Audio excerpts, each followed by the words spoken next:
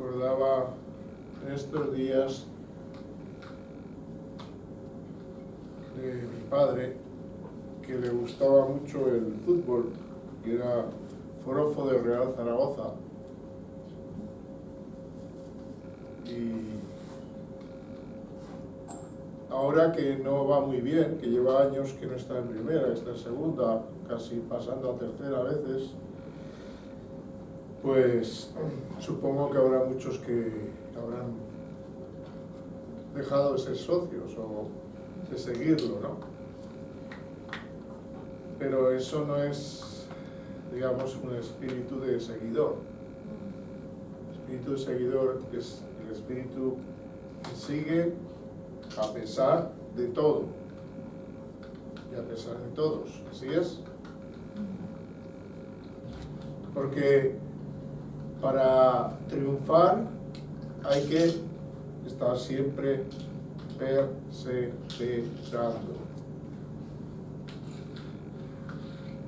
Las dificultades, las adversidades son los momentos donde demostramos si estamos dispuestos a seguir en aquello que nos hemos propuesto, en aquel propósito que tengamos.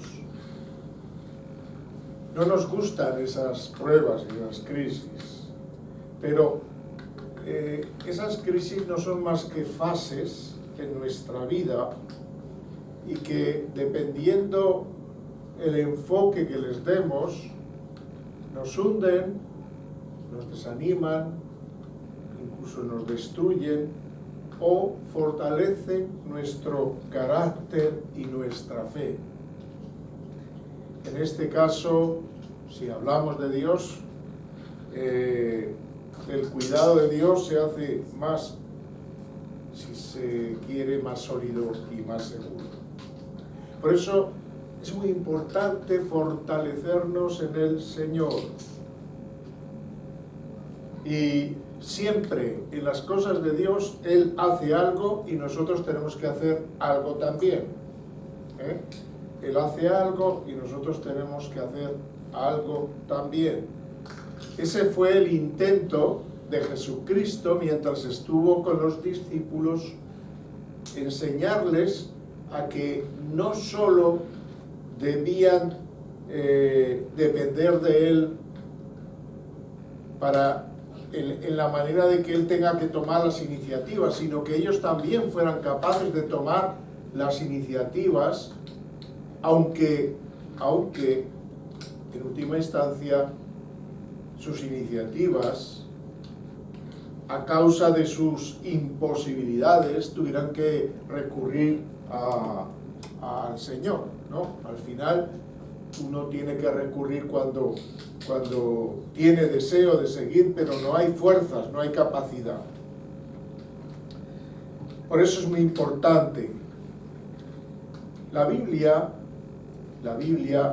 habla de la persona que no sigue o que es fluctuante como el hombre de doble ánimo. Es decir, que tienes un ánimo a veces maravillosamente según cómo estás y otras veces tienes un ánimo muy hundido. Debemos conocernos a nosotros mismos, porque eso es una bomba. Es preferible estar hundido siempre o estar arriba siempre que estar unas veces arriba del todo y otras veces abajo del todo. Eso es una bomba. Ahora, esa bomba puede ser desconectada por el Señor, trabajando con Él, dejando que Él nos trabaje a nosotros, ¿no? Porque dice la palabra de Dios en cuanto al hombre de doble ánimo, que es inconstante en todos sus caminos. Si alguien tiene que ser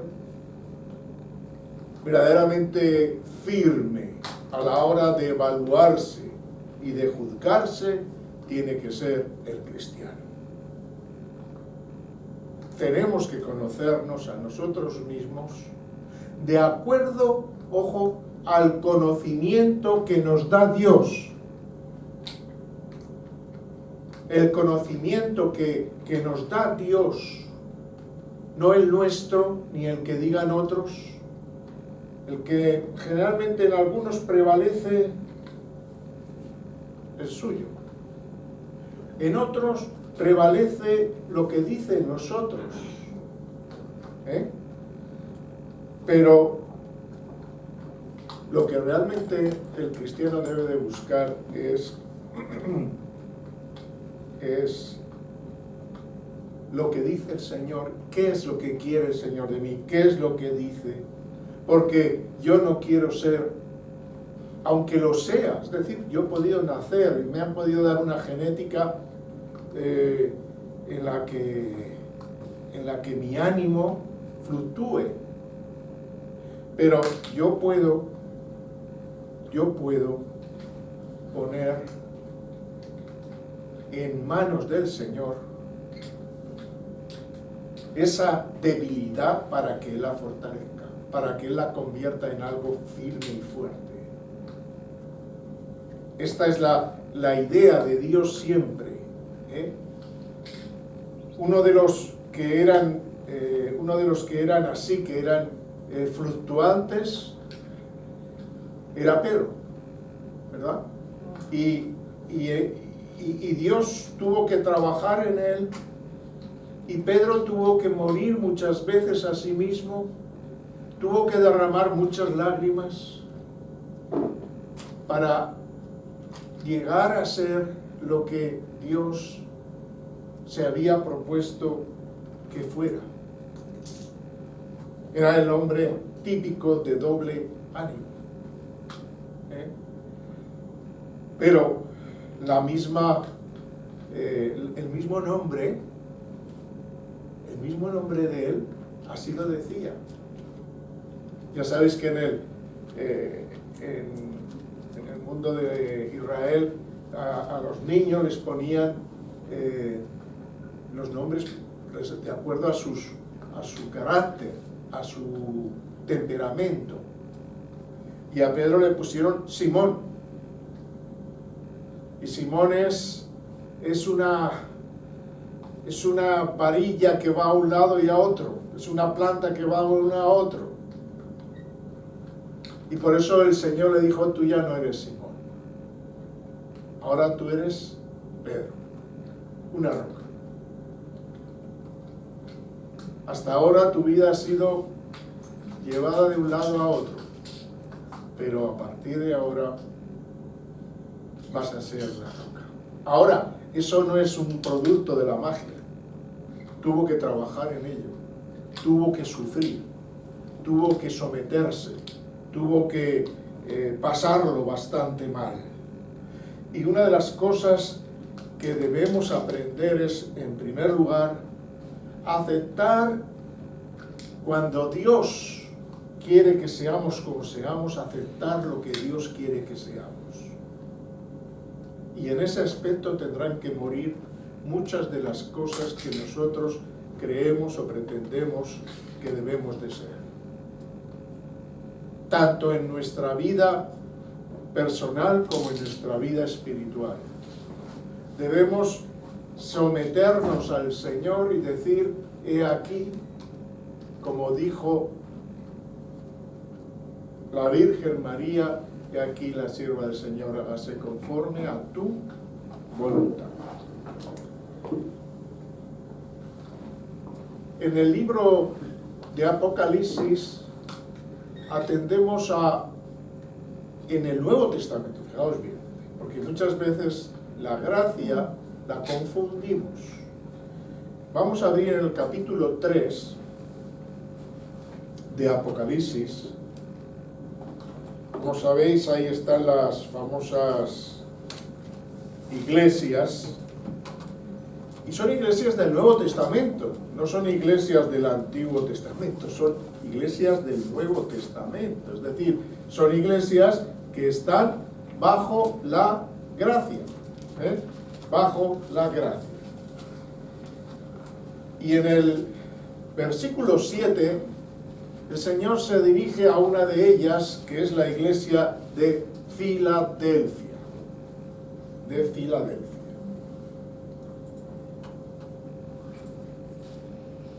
Filadelfia era una ciudad. Era un centro en aquel tiempo, cuando se escribe esto, de difusión del lenguaje y de la cultura griega. Un sitio cultural, centralmente cultural. Una ciudad hermosa, con una también gran actividad comercial. Esta ciudad, además, en el aspecto religioso, contaba con varios templos. Uno al dios Baco, el dios del vino. Su culto en gran medida era indudablemente, como podemos imaginar, muy desordenado y muy inmoral. Esta ciudad, debido a esa belleza que tenía, le llamaban la pequeña Atenas. Las fiestas al dios Baco que se celebraban se llamaban, debido a su nombre, bacanales. Los bacanales que nosotros usamos, vaya bacanal, ¿no?, que se ha organizado. En el mundo griego y romano, los bacanales eran fiestas en honor al dios Baco, dios mitológico romano del vino, como he dicho antes, en las que en esas fiestas, lógicamente para honrar a este supuesto dios, se bebía sin medida todo lo que se podía y más. En esos templos, las mujeres sacerdotisas de ese culto, del culto a Baco, eran las que organizaban las ceremonias llamadas bacanales.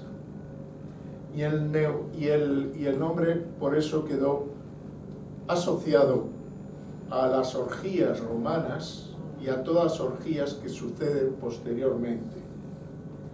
La historia registra que en este culto, en su origen primitivo, era exclusivamente de mujeres para mujeres, pero luego fueron también involucrados los varones. Baco era conocido no solo como el dios del vino, sino como libertador. Fijaos qué nombre.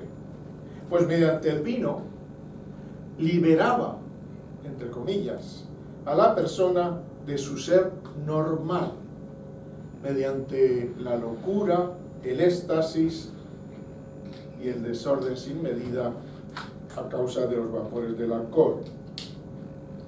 Esto en cuanto a la iglesia Filadelfia. Pero fijaos bien que en esta ciudad había una iglesia. En esta ciudad, con todos estos problemas añadidos, con toda esta forma de pensar, con esta cultura que había, imaginaos, allí había gente que había creído en el Señor. Y fijaos que el Señor se presenta a ellos. ¿Y cómo se presenta? Él se presenta diciendo, cuando comienza el verso 7, dice: escribe al ángel de la iglesia en Filadelfia. Esto dice el santo, el verdadero, el que tiene la llave de David, el que abre y ninguno cierra, y cierra y ninguno abre. Hay dos cosas que podemos encontrar en esta expresión. Una de ellas es la autoridad y otra de ellas es la santidad. La autoridad, porque quien tenía las llaves, fuese de una ciudad, de cualquier lugar, es el que realmente tenía o se representaba la autoridad de ese lugar. Y Cristo expresa que Él tiene autoridad. Y esa autoridad está no solo sobre el templo de Él, sino también de esa ciudad. Y el otro aspecto es el santo, que hace referencia, como sabemos, a la naturaleza pura. Pero añade algo más dentro de esto, y es que añade el verdadero, es decir, aquel que no miente, porque eso es lo que significa verdadero, aquel que no miente, aquel, y en el caso de Jesucristo, es aquel que es la verdad en sí mismo, la verdad en sí mismo.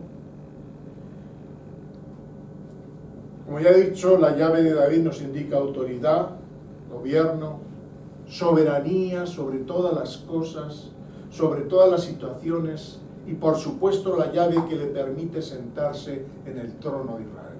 Y esta es una de las cosas que, como debemos, una de las partes, porque a Dios hay que conocerlo en su todo, y una de las cosas que nos interesan a nosotros, como le interesaba en ese momento conocer a los creyentes de la iglesia de Filadelfia, era estos aspectos, que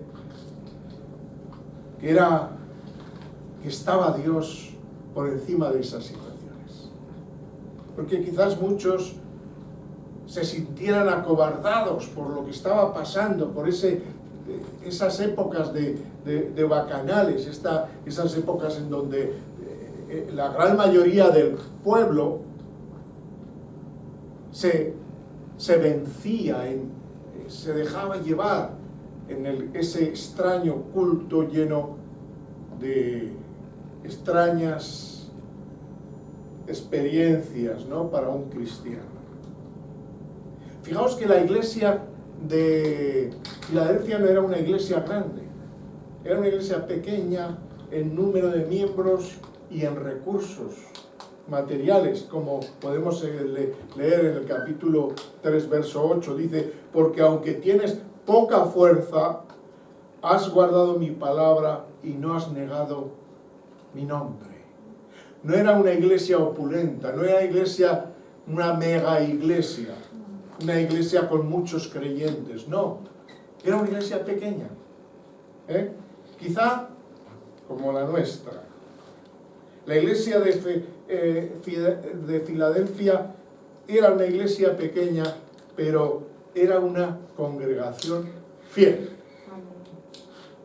y con una perseverancia en el Señor que destaca en el versículo 10.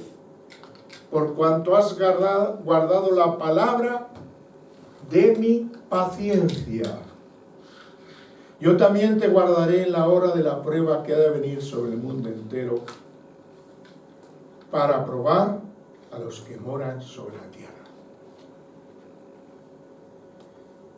Cuando leemos este versículo podemos pensar en un hecho concreto que sucederá, pero tenemos que tener en cuenta alguna cosa, y es que hay generaciones y esas generaciones pasan.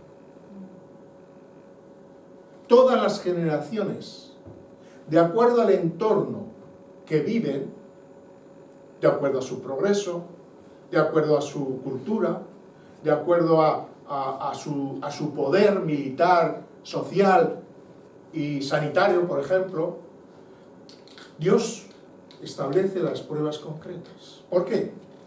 Porque a nosotros, aquí en el siglo 2021, no nos serviría las pruebas que debían recibir esta iglesia. Igualmente que quizás en ese mismo entorno, y como vemos en las demás iglesias del Apocalipsis, las pruebas, las luchas, las pretensiones, etcétera, etcétera, son totalmente diferentes. ¿Por qué? Porque Dios no estandariza sus normas, sino que su verdad es aplicada consecuentemente de acuerdo a la necesidad de cada uno. Y esto es maravilloso. Esto es emocionante y es realmente sugestivo, ¿no?, para cualquiera. Debemos destacar el término fiel, porque el nombre de la ciudad era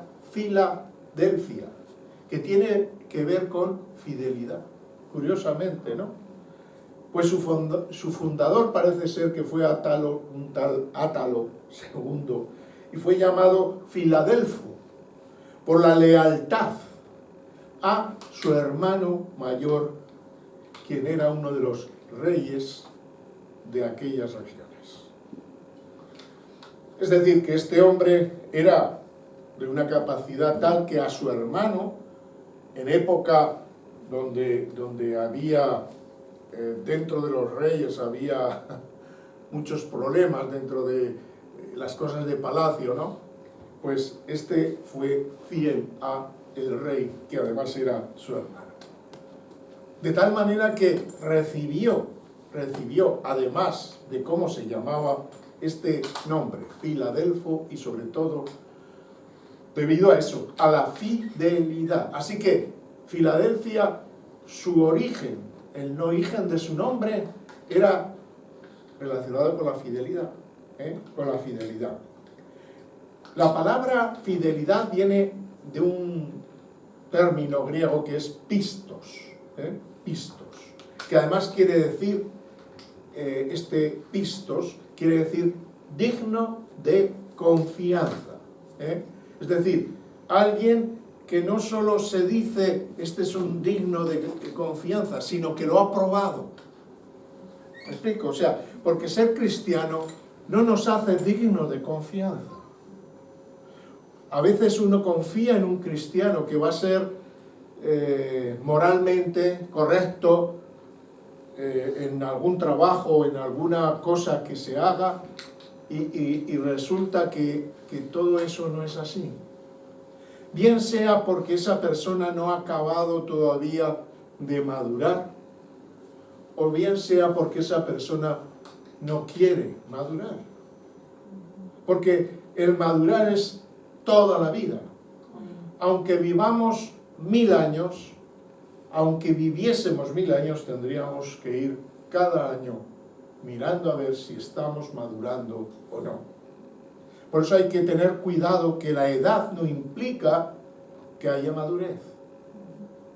El que uno tenga muchos años en el Señor o muchos años sobre su cuerpo no significa que haya fidelidad.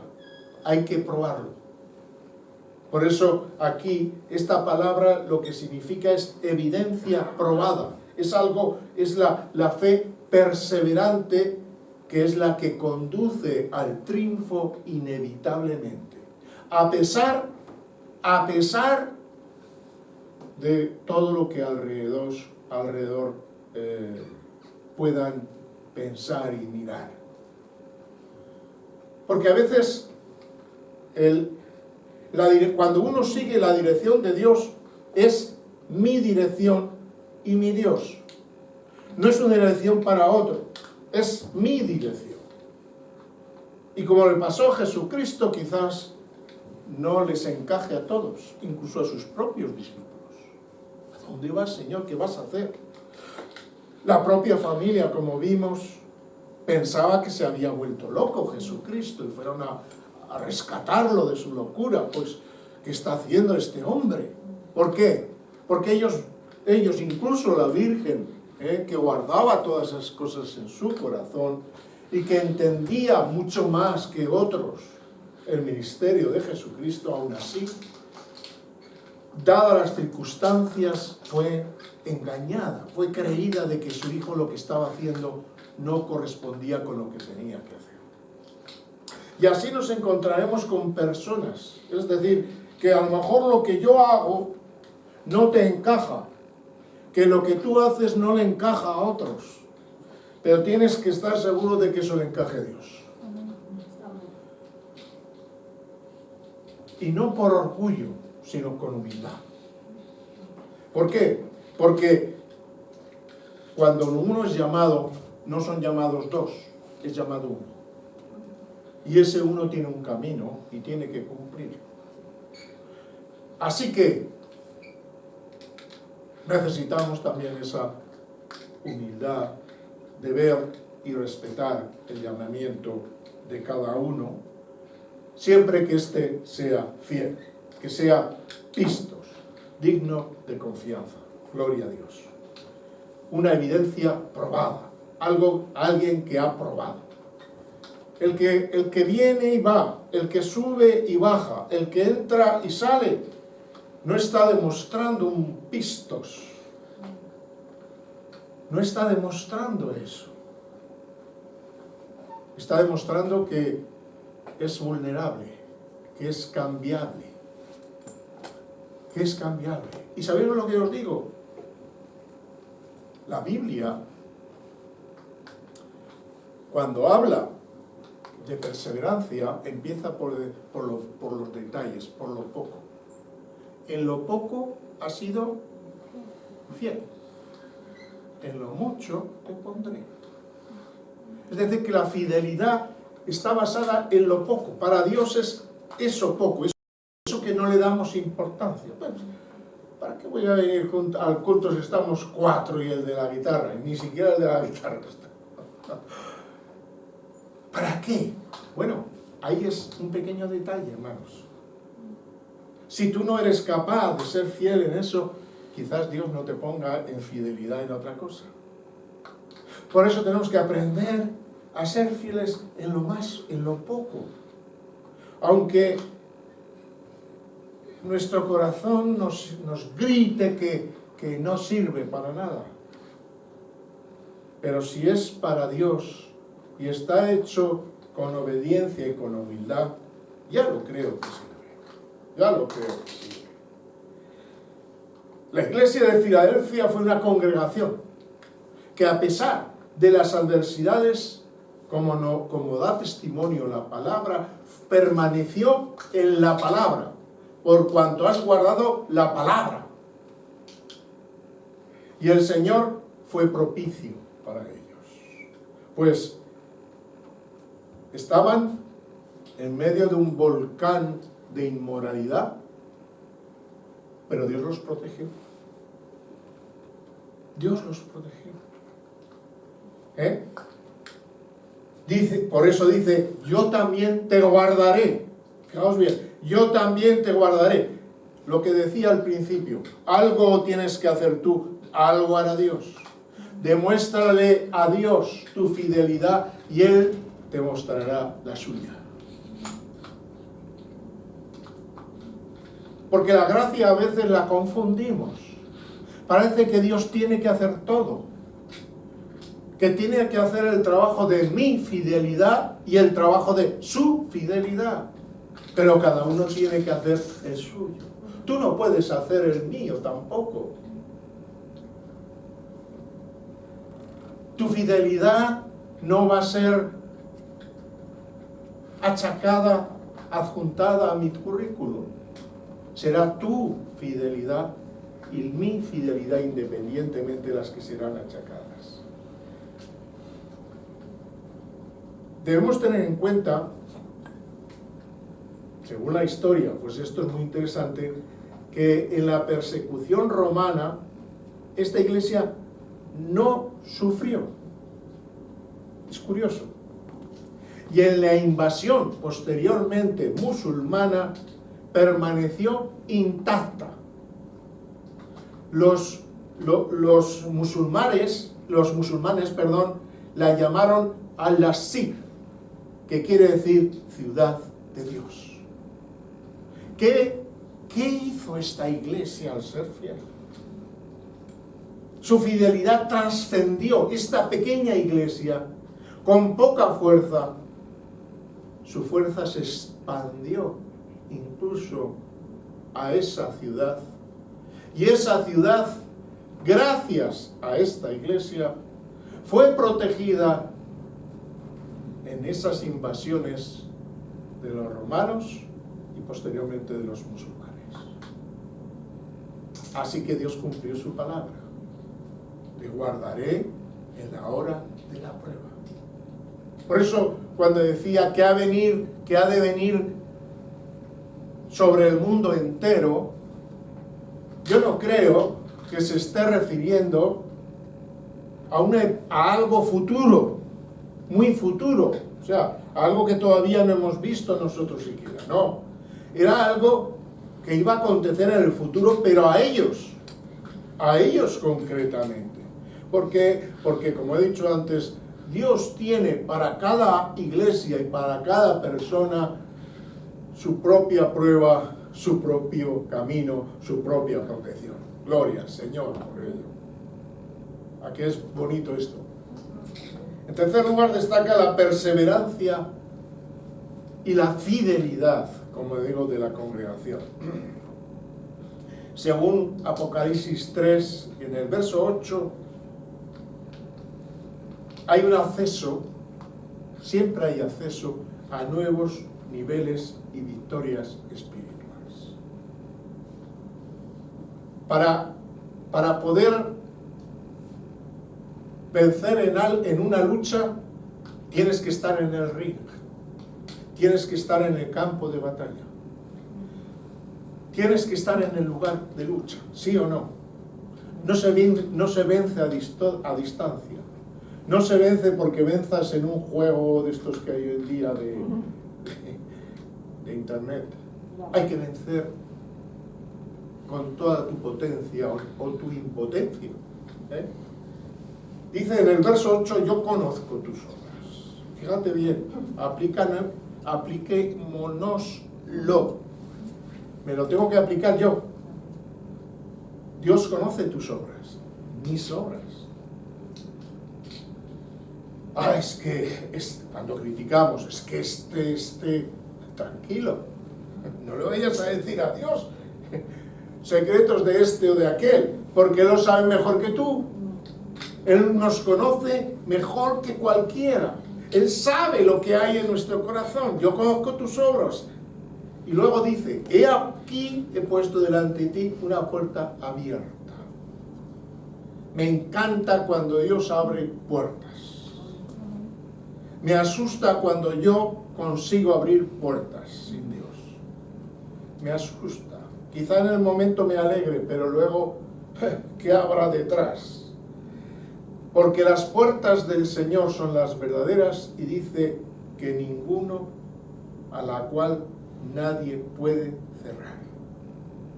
Y dice, porque aunque tienes poca fuerza, otra vez que dice, has guardado mi palabra.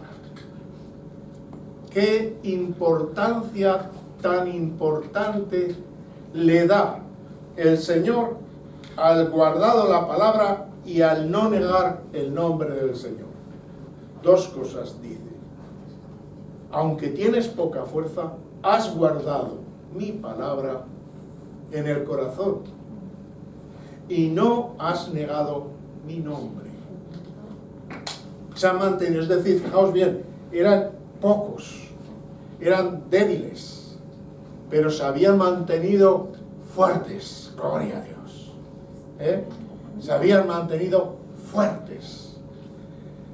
Y por eso el Señor dice, he abierto una puerta.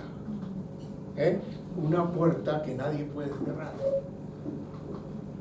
Una puerta que aquí no nos dice exactamente para qué era su utilidad, aunque podemos imaginarlo, ¿no? Era una puerta de libertad, de seguridad. No, porque al fin y al cabo, cuando uno está en un lugar que no hay puertas o que estas puertas están cerradas, lo que está es encerrado. Cuando hay una puerta abierta, es que hay libertad, que uno puede salir y puede entrar, ¿verdad? Por eso, la congregación de Filadelfia desempeñó un papel importante. Pero fijaos que históricamente, que hay datos, esta pequeña iglesia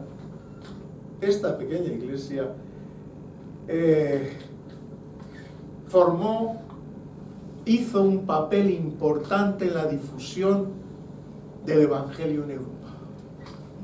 Es curioso, ¿no? Porque a veces uno espera que, a ver si estamos muchos, y entonces saldrán ministerios por aquí y por allá. Solo hace falta que los pocos que estemos seamos fieles. Amén. Y estemos dispuestos a responder adecuadamente. Y de ahí pueden salir cosas tremendas. Porque cuando Dios llama a un hombre y lo capacita, ni él sabe hasta dónde puede llegar. Del poder y la capacidad que tiene. Porque es el poder y capacidad no de él, sino del Señor. De Sansón, cuando se habla de él o se hacen películas sobre él, se sacan a un hombre muy fuerte, con unos grandes músculos, que ha estado en el gimnasio mucho rato. Pero yo no creo que fuera así. ¿Por qué? Porque la fuerza que tenía era una fuerza que Dios le había dado. Y cualquier músculo hubiera opacado el poder de Dios. Así que no digo que fuera un fideo, pero tampoco era eso que dicen de musculación, sino que era un hombre fuerte porque Dios le había dado esa fuerza y en su historia se reconoce de inmediato. Porque una barbera le quita la fuerza. Por eso esta iglesia es increíble, porque fue más allá de lo que normalmente alguien le podría haber adjudicado. Si hubiera mirado la gente desde fuera, se hubiera reído. Estos que van a ser importantes en su papel para llevar el Evangelio a Europa, se hubieran reído.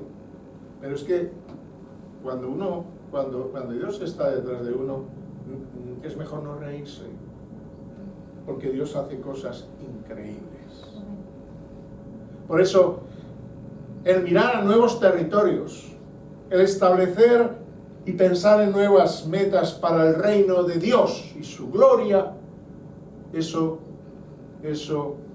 no es malo, es bueno. Es bueno. Pero tenemos que tener la actitud y la visión. Hemos tenido que madurar. Hemos tenido que olvidarnos de tantas cosas que en el mundo hay. Si Pablo hubiera pensado en, si predico el Evangelio, los judíos van a ir por mí, no hubiera ido. Si Pablo hubiera pensado, si tengo que ir a un sitio a otro y no tengo una gran cobertura militar, me voy a encontrar con villanos que me van a robar, a golpear, a hacer daño. Si hubiera pensado eso, él no hubiera ido. Si él hubiera pensado que las denuncias podían llevarle a la prisión, como así fue, que iba a ser, como así fue, llevado delante de esas autoridades y fustigado con latigazos por 2 ocasiones como mínimo, no hubiera ido. Y esto es lo que nos resta a nosotros esa potencia, el mirar con nuestros ojos físicos y no mirar con los ojos de la fe. Necesitamos personas que sean capaces de utilizar esos ojos de la fe. Y sobre todo, que sean capaces de olvidarse de sí mismos y de acordarse de Dios, entregándose a sus brazos el lugar mejor y más seguro donde debemos de estar. Por eso, si queremos ir más allá, este es el camino y Dios abrirá puertas. Dios abrirá puertas. Y no importa que una iglesia sea pequeña, no importa que de esa iglesia pequeña haya menos de lo que debería de haber, no importa. Para Dios, ya reconocemos y sabemos, Señor, como el Señor diezma a veces para ganar las batallas, porque no son interesantes para Él todos. No son interesantes para Él todos aquellos que están inscritos en el ejército. ¿Os acordáis de aquel que ganó, cómo se llamaba? Aquel que ganó una batalla con Teas.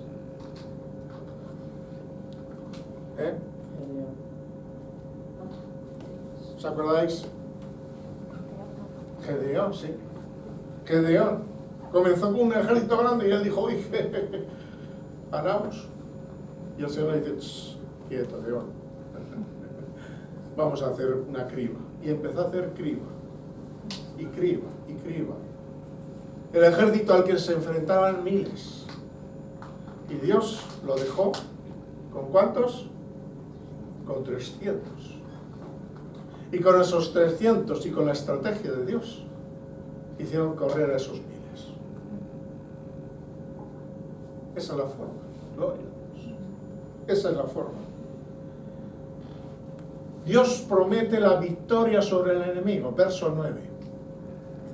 He aquí yo entrego de la sinagoga de Satanás, escuchar, a todo lo que hemos dicho que había en esa ciudad, resulta que hay una sinagoga, pero no es de Dios. Todos sabemos que las sinagogas eran el lugar donde se reunían los judíos, después de que fueran llevados cautivos una y otra vez y perdieran la capacidad de poder estar en Jerusalén y en su templo. Las sinagogas suplieron lo que el templo hacía anteriormente. Bueno, pues fijaos bien que una sinagoga que tenía que ser del Señor era una sinagoga de Satanás. ¿Por qué? Porque dice, los que dicen ser judíos. Y me pregunto si habrá iglesias de Satanás. No porque tengan las cruces boca abajo, eso ya los vemos venir. Sino aquellos que la cruz la tienen puesta así, en su sitio, pero su corazón está al revés. Estos, a los que se dicen judíos, a los que se dicen cristianos y no lo son, sino que mienten. Mienten.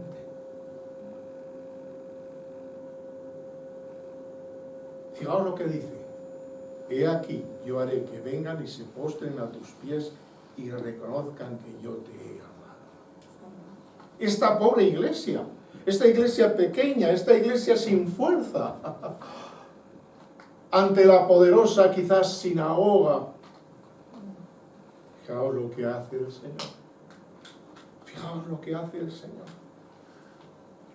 En la ciudad esta había judíos que se oponían como hacían siempre a la iglesia y a la predicación del Evangelio del Señor Jesucristo. Bueno, hoy hay otros que no son judíos, son de otra calaña, pero siguen oponiéndose a la predicación del Evangelio. Y más todavía, estos eran judíos que tenían que ser creyentes, pero eran judíos que no eran sinceros en su corazón. Porque esto es muy importante, hermanos. Pero el Señor promete que ellos conocerán en su momento a Dios en medio de la iglesia. Que ellos verán que en su sinagoga no está Dios, pero que allí, en esa iglesia de Filadelfia, allí sí que estaba Dios. ¡Aleluya! Tal vez algunos se convirtieron. Vemos que la perseverancia puede conducir a conquistas significativas y poderosas victorias. ¿No os impresiona esto? También Dios promete protección, como hemos visto en el verso 10, ¿no? Por cuanto has guardado la palabra de mi paciencia, yo también te guardaré de la hora de la prueba. Porque la hora de la prueba viene. Y en la hora de la prueba, ¿sabéis qué tiene que hacer la iglesia? Unirse más que nunca. No empezar a buscar, es que esto es porque no hacemos aquello, esto es porque no subimos, esto es porque no bajamos, esto es porque no hacemos, si hiciéramos sería diferente, si estuviéramos sería diferente. Todo eso divide, confronta y abre puertas no a Dios sino a Satanás. La iglesia tiene que estar unida. Tiene que estar unida frente a los enemigos. Lo que no puede hacer es convertirse en enemigos dentro, que es lo que ocurre en muchas ocasiones. Una vez más, pues, podemos ver en la Escritura que poderoso es Dios para guardar la simiente y proteger a su pueblo, a su tiempo, en el momento que tiene que hacerlo. Y eso lo vemos en la historia, porque Dios guardó a Noé y a su familia, ¿de qué? Del diluvio. Guardó a Israel en medio de las plagas de Egipto. Así que no importa cuáles son las condiciones adversas que están alrededor nuestro, porque poderoso es Dios para guardar su pueblo. Por eso no debemos de perder el enfoque. Haya guerra mundial, haya pandemia o haya lo que haya, la iglesia no puede perder el enfoque. No puede decir, a ver si pasa. No podemos refugiarnos en esa ignorante y falta de valentía que existe en muchos corazones, sino que debemos de buscar a Dios y decirle, Señor, fortaléceme, dame fuerza, dame la capacidad de conocerme a mí mismo y mis debilidades, las cuales tenemos que reconocer que son muchas. Gloria a Dios. No importa, insisto, las situaciones adversas, Dios puede guardar a su pueblo y lo hará. En este pasaje también nos habla de la corona. De la corona. Gloria al Señor. Esto indica honra. Alguien coronado es alguien honrado, reconocido. Dice el verso 11, he aquí, yo vengo pronto. Retén lo que tienes para que ninguno tome tu corona. Para el cristiano, Jesucristo viene pronto siempre. ¿Por qué? Porque es necesario que para el cristiano no empiece a sacar fechas de falta, no falta. No, el Señor para el cristiano puede venir un segundo después de lo que estoy diciendo. ¿Por qué? Porque precisamente eso es lo que nos mantiene alertas. Eso es lo que debe mantenernos atentos a lo que tenemos que hacer y no despistarnos. Si por ejemplo estamos en casa y alguien nos dice que va a llegar, alguien que es importante, entonces quizás lo que hagamos es tratar de tener la casa arreglada. ¿Es así o no? Queremos producir buena impresión. Bueno, pues cuando Dios dice, he aquí vengo pronto, es para que nosotros tengamos nuestra casa, nuestra vida arreglada. Arreglada. Siempre. Porque el pronto del Señor pueden ser siglos, pero para cada cristiano es ahora. Ahora puede venir el Señor. ¿Y cómo puede venir? Con mi muerte. Con mi muerte voy a Él y me llevo mi casa. A ver cómo está. ¿Está ordenada o no? ¿Cuántas casas desordenadas puede haber? Por eso, en este pasaje nos habla de corona, alguien honrado, y dice, fijaos bien lo que dice el consejo de Dios, retén lo que tienes, para que ninguno tome tu corona. Eso quiere decir que se puede perder. Y este es un ejercicio nuestro. Él no dice, yo te voy a dar poder para que nadie te quite la corona. Aquí dice, reténla tú. Aquí tienes una responsabilidad. Tengo una responsabilidad respecto a mi corona. La corona es ese privilegio que Dios nos ha dado, además de hacernos hijos, de hacernos reyes y sacerdotes. Que a veces lo pasamos por alto.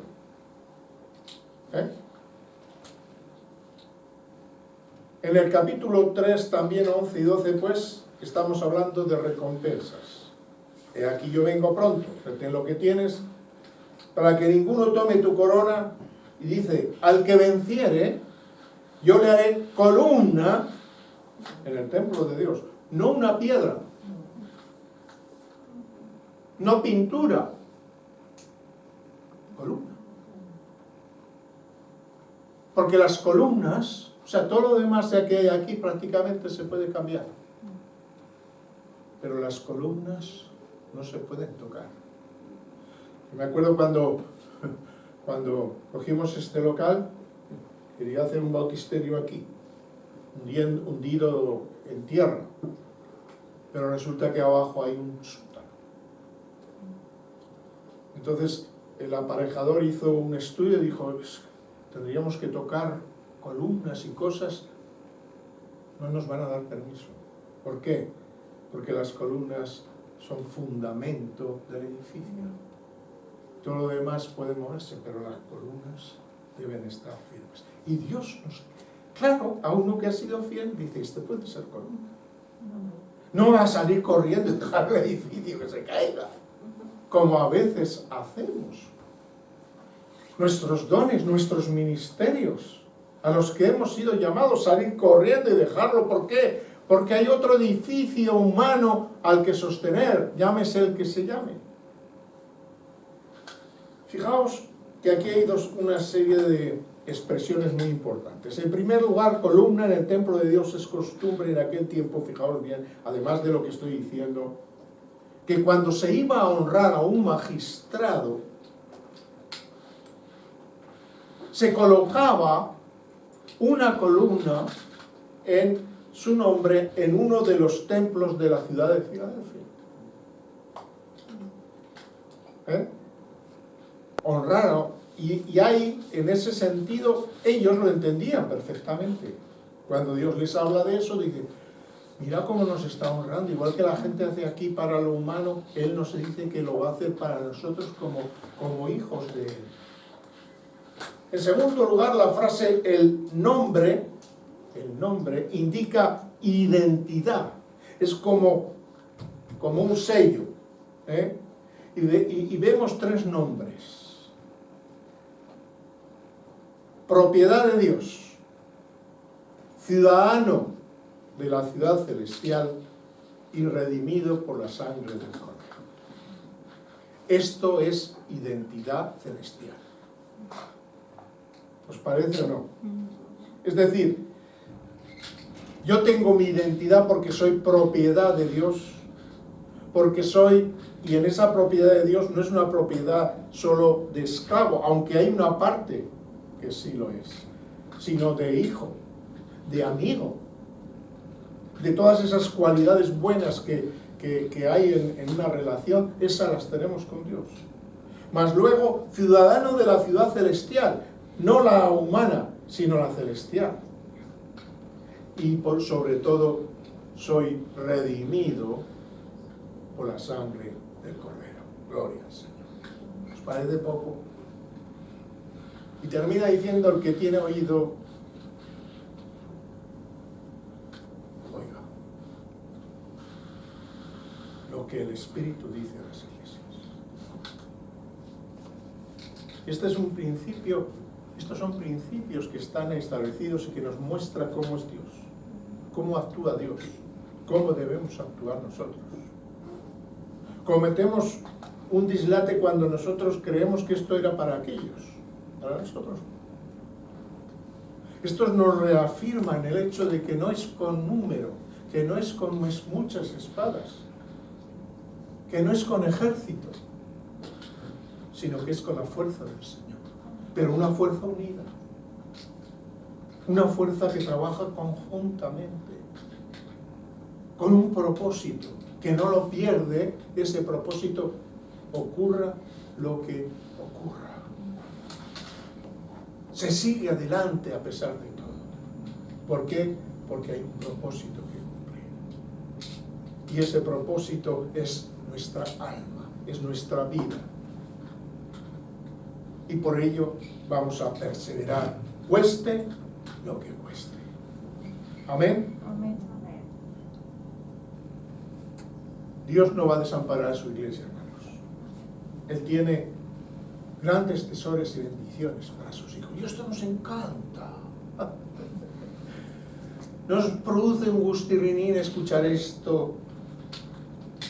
Pero espera, y aquí está la otra parte, que para poder hacerlo, sus hijos sean fieles, sean perseverantes.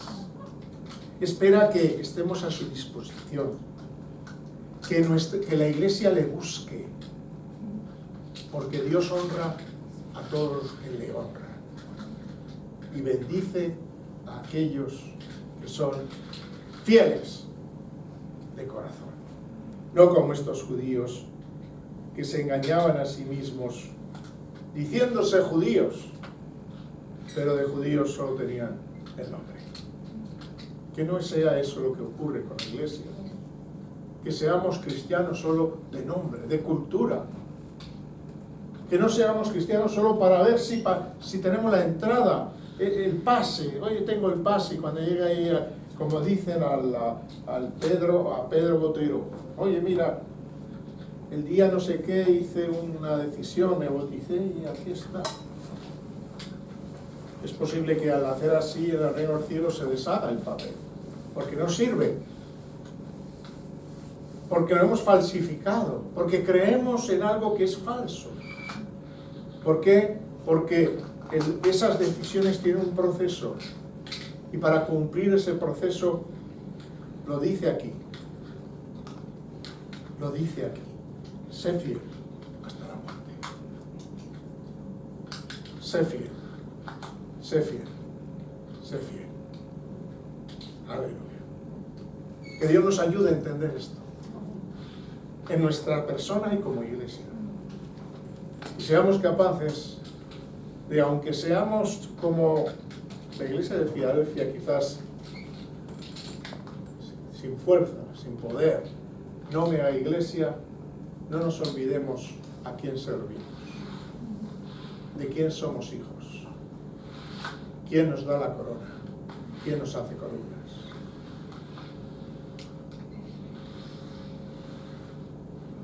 Y entonces quizás movamos imperios, extendamos territorios, lleguemos a donde ni pensábamos llegar. Amén. Puestos en pie.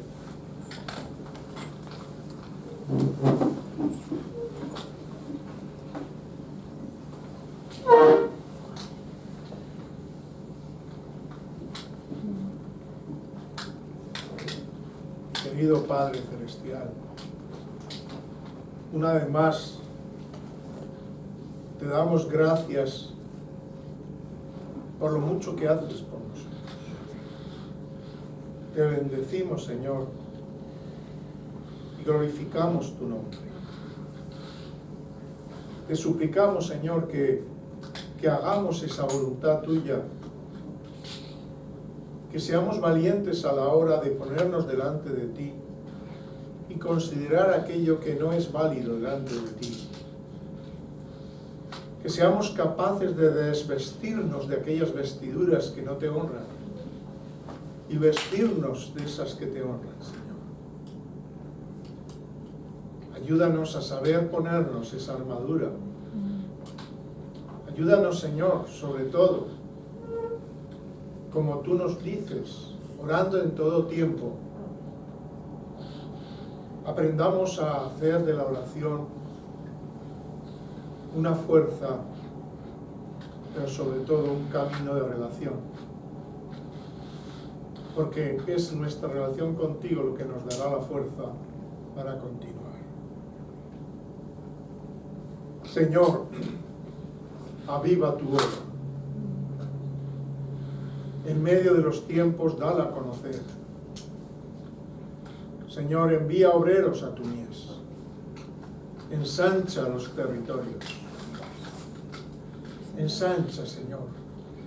Mira, todavía hay muchas personas que están necesitadas, muchas personas que todavía en realidad no han oído profundamente de ti, han escuchado algo de ti, pero no te conocen. Envía tu Espíritu, envía tu verdad, envíanos, Señor, para que hagamos tu obra. Levanta una iglesia de poder interior y misionera en el exterior, que vaya y predique el Evangelio, que sea fiel, para que tú puedas abrir puertas, Señor. Gracias, Padre, porque sabemos que tú estás deseando hacerlo. En el nombre de Jesucristo.